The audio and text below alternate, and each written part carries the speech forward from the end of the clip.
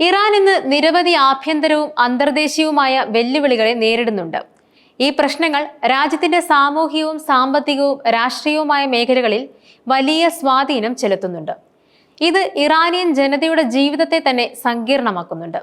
സാമ്പത്തിക പ്രതിസന്ധി ഇറാൻ നിലവിൽ അതിന്റെ ആധുനിക ചരിത്രത്തിലെ ഏറ്റവും ആഴത്തിലുള്ളതും കാലമേറിയതുമായ സാമ്പത്തിക പ്രതിസന്ധിയിലൂടെയാണ് കടന്നുപോകുന്നത്. ഈ പ്രതിസന്ധിക്ക് നിരവധി കാരണങ്ങളുമുണ്ട്. പ്രധാനമായും അന്താരാഷ്ട്ര ഉപരോധങ്ങൾ, പ്രത്യേകിച്ച് അമേരിക്ക പുനഃസ്ഥാപിച്ച ഉപരോധങ്ങൾ ഇറാനിയൻ എണ്ണ കയറ്റുമതിയെയും ആഗോള വിപണിയിലേക്കുമുള്ള പ്രവേശനത്തെയും ഗുരുതരമായി ബാധിച്ചിട്ടുണ്ട്. ഇറാനിലെ പ്രധാന വരുമാന സ്രോതസ്സാണ് എണ്ണ. ഈ ഉപരോധങ്ങൾ രാജ്യത്തിന്റെ സാമ്പത്തിക ഭദ്രതയെ തകർത്തു. ഇതിനു പുറമെ ആഭ്യന്തര കെടുകാര്യസ്ഥത, വ്യാപകമായ അഴിമതി, ഭൗമരാഷ്ട്രീയ അസ്ഥിരത, ഘടനാപരമായ കാര്യക്ഷമതയില്ലായ്മ എന്നിവയെല്ലാം കടുത്ത സാമൂഹിക അസംതൃപ്തിക്ക് കാരണമായിട്ടുണ്ട്. നിലവിൽ ഇറാനിൽ പണപ്പെരുപ്പം 40% മുകളിലാണ്. ഇത് ഇറാനിയൻ റിയാലിനെ ലോകത്തിലെ ഏറ്റവും മൂല്യം കുറഞ്ഞ കറൻസിയാക്കി മാറ്റി. ഈ കടുത്ത പണപ്പെരുപ്പം സാധാരണക്കാരുടെ ജീവിത ചെലവ് ക്രമാതീതമായി വർദ്ധിപ്പിക്കുകയും അവരുടെ വാങ്ങൽ ശേഷി ഗണ്യമായി കുറയ്ക്കുകയും ചെയ്യുന്നുണ്ട്. 2022 അപേക്ഷിച്ച് 27% മുതൽ 50% വരെ 2022 അപേക്ഷിച്ച് 27% മുതൽ 50% വരെ ഇറാനികൾ ദാരിദ്ര്യരേഖയ്ക്ക് താഴെയാണ് ജീവിക്കുന്നതെന്ന് കണക്കുകൾ സൂചിപ്പിക്കുന്നുണ്ട്. ഇത് രാജ്യത്ത് ദാരിദ്ര്യം വർദ്ധിക്കുന്നതിന്റെ വ്യക്തമായ സൂചനയാണ്. നിലവിലുള്ള പ്രതിസന്ധിയും രാജ്യത്തെ വർഷങ്ങളായി അലട്ടുന്നുണ്ട്. വൈദ്യുതി, ഗ്യാസ്, മറ്റ് പ്രവർത്തന സ്രോതസ്സുകളുടെ ക്ഷാമം വ്യവസായങ്ങളെയും സാധാരണ ജനങ്ങളെയും ഒരുപോലെ ബാധിക്കുന്നുണ്ട്. സാമ്പത്തിക തകർച്ചയോടൊപ്പം ഈ പ്രതിസന്ധിയും രൂക്ഷമായിരിക്കുകയാണ്. 2024 സാമൂഹ്യ ക്ഷേമ മന്ത്രാലയം പുറത്തുവിട്ട കണക്കനുസരിച്ച് 57% ഇറാനികൾക്കും ഏതെങ്കിലും തരത്തിലുള്ള പോഷകാഹാരക്കുറവുണ്ട്. ഇത് രാജ്യത്തെ ഭക്ഷ്യസുരക്ഷയെക്കുറിച്ചുള്ള ആശങ്കകൾ വർദ്ധിപ്പിക്കുന്നതിനും ഇടയാക്കിയിട്ടുണ്ട്. 25-നും 40-നും ഇടയിൽ പ്രായമുള്ള പുരുഷന്മാരിൽ 50% പേർക്കും തൊഴിലില്ലെന്നും മജ്ലിസ് റിപ്പോർട്ട് ചെയ്തിട്ടുണ്ട്. യുവജനങ്ങളുടെ ഇടയിലെ ഉയർന്ന തൊഴിലില്ലായ്മ സാമൂഹിക പ്രക്ഷോഭങ്ങൾക്ക് വഴിയൊരുക്കാൻ കഴിയും. ഈ പ്രതിസന്ധികൾ ഗുരുതരമായ ഭക്ഷ്യക്ഷാമത്തിനും 2025 ഇറാനിയൻ പ്രതിഷേധങ്ങൾക്കും ഗതാഗത മേഖലയിലെ തൊഴിലാളി സമരങ്ങൾക്കും വഴിതെളിച്ചിട്ടുണ്ട്. സാമ്പത്തിക പ്രതിസന്ധി ജനജീവിതത്തെ ദുസ്സഹമാക്കുകയും സർക്കാരിനെതിരെ വലിയ ജനരോഷത്തിന് കാരണമാവുകയും ചെയ്യുന്നുണ്ട്. ഇറാനിൽ മനുഷ്യാവകാശ ലംഘനങ്ങൾ വ്യാപകവുമാണ്. അധികാരികൾ അഭിപ്രായ സ്വാതന്ത്ര്യം, സംഘടനാ സ്വാതന്ത്ര്യം, സമാധാനപരമായ ഒത്തുചേരൽ എന്നിവയ്ക്കുള്ള അവകാശങ്ങൾ അടിച്ചമർത്തുകയാണ്.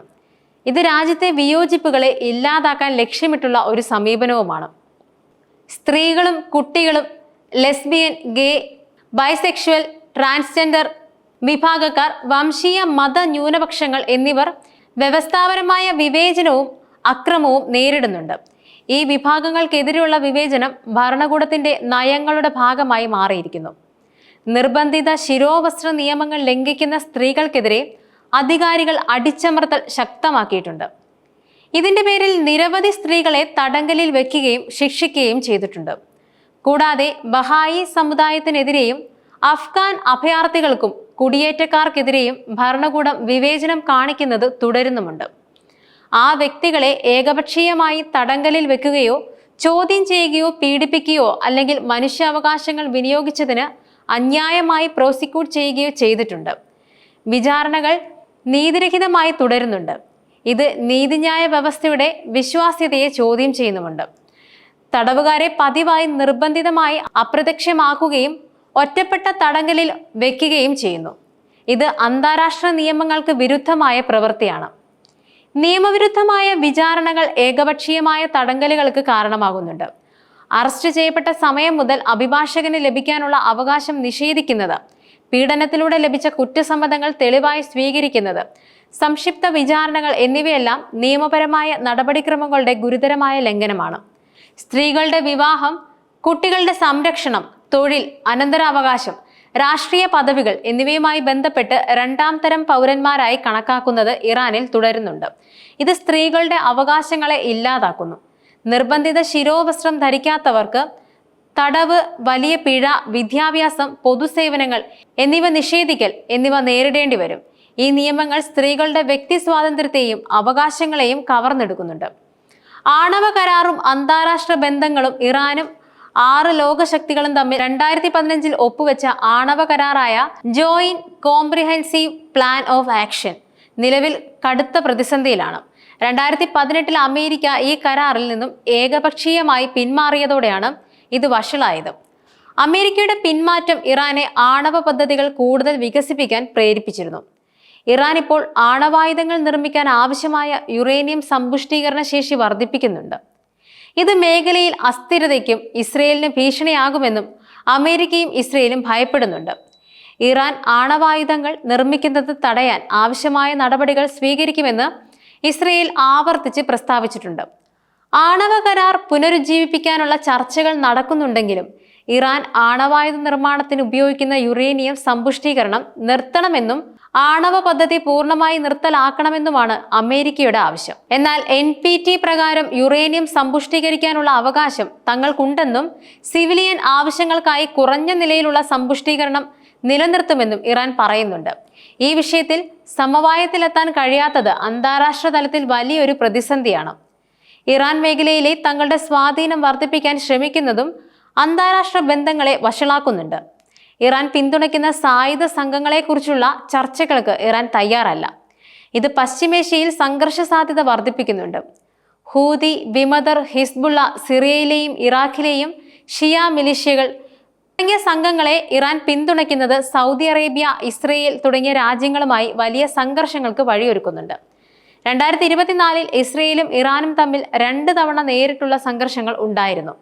ഇത് മേഖലയിൽ ഒരു വലിയ യുദ്ധത്തിനുള്ള സാധ്യത വർദ്ധിപ്പിക്കുന്നുണ്ട്. ഈ പ്രശ്നങ്ങളെല്ലാം ഇറാനെ കടുത്ത അന്താരാഷ്ട്ര സമ്മർദ്ദത്തിലുമാക്കി.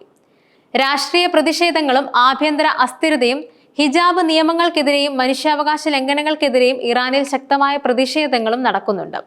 2022 വുമൺ ലൈഫ് ഫ്രീഡം പ്രക്ഷോഭം ഇതിനൊരു ഉദാഹരണമാണ്. ഹിജാബ് നിയമം ലംഘിച്ചുവെന്ന് ആരോപിച്ച് സദാചാര കസ്റ്റഡിയിലെടുത്ത മക്സ അമിനി എന്ന യുവതിയെ പോലീസ് മർദ്ദിച്ചതിനെ തുടർന്ന് ഈ പ്രക്ഷോഭം രാജ്യവ്യാപകമായി പടരുകയും ഭരണകൂടത്തിനെതിരെ വലിയ തോതിൽ പ്രവർത്തിക്കുകയും ചെയ്തു. അതോടൊപ്പം വെല്ലുവിളി ഉയർത്തുകയും ചെയ്തു. എങ്കിലും ഈ പ്രതിഷേധങ്ങളെ സർക്കാർ ശക്തമായി അടച്ചമർത്തുകയാണ്. പ്രതിഷേധക്കാരെയും മനുഷ്യാവകാശ പ്രവർത്തകരെയും തടങ്കലിൽ വയ്ക്കുകയും ക്രൂരമായി ശിക്ഷിക്കുകയും ചെയ്യുന്നുണ്ട്. പലർക്കും വധശിക്ഷ പോലും വിധിച്ചു. 2025 മെയ് മാസത്തിൽ ട്രക്ക് ഡ്രൈവർമാർ രാജ്യവ്യാപകമായി പണിമുടക്ക് ആരംഭിച്ചത് ഇറാനിലെ ആഭ്യന്തര അസ്ഥിരതയുടെ മറ്റൊരു സൂചനയാണ്. ഉയർന്ന ഇൻഷുറൻസ്, അറ്റകുറ്റപ്പണി ചെലവുകൾ, വഷളായ സാമ്പത്തിക സാഹചര്യങ്ങൾ എന്നിവയെല്ലാം ഇതിന് കാരണമായി.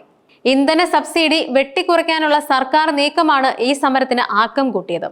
ഇത്തരം സാമ്പത്തിക പ്രക്ഷോഭങ്ങൾ 2019 ഇന്ധന വില വർധനവിനെതിരെയുള്ള പ്രക്ഷോഭങ്ങൾ പോലെ ഭരണകൂട വിരുദ്ധ പ്രക്ഷോഭങ്ങളായി മാറാൻ കഴിയും.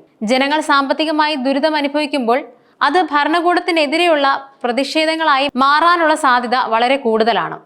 ഇറാൻ ഒരു ഗുരുതരമായ പാരിസ്ഥിതിക പ്രതിസന്ധിയെയും അഭിമുഖീകരിക്കുന്നുണ്ട്.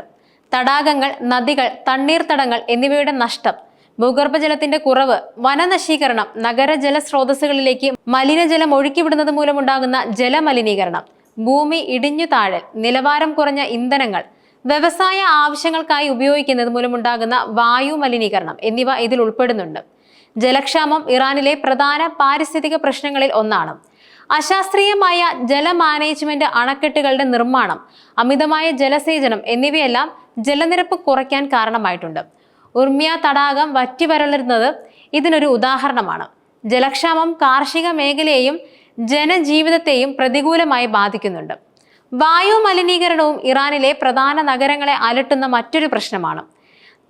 നിലവാരം കുറഞ്ഞ ഇന്ധനങ്ങളുടെ ഉപയോഗം, വാഹനങ്ങളുടെ വർധനവ്, വ്യവസായശാലകളിൽ നിന്നുള്ള മാലിന്യം എന്നിവയെല്ലാം വായുവിൻ്റെ ഗുണനിലവാരം കുറയ്ക്കുന്നുണ്ട്. ഇത് ശ്വാസം മുട്ടൽ പോലുള്ള രോഗങ്ങൾക്കും കാരണമാകുന്നുണ്ട്.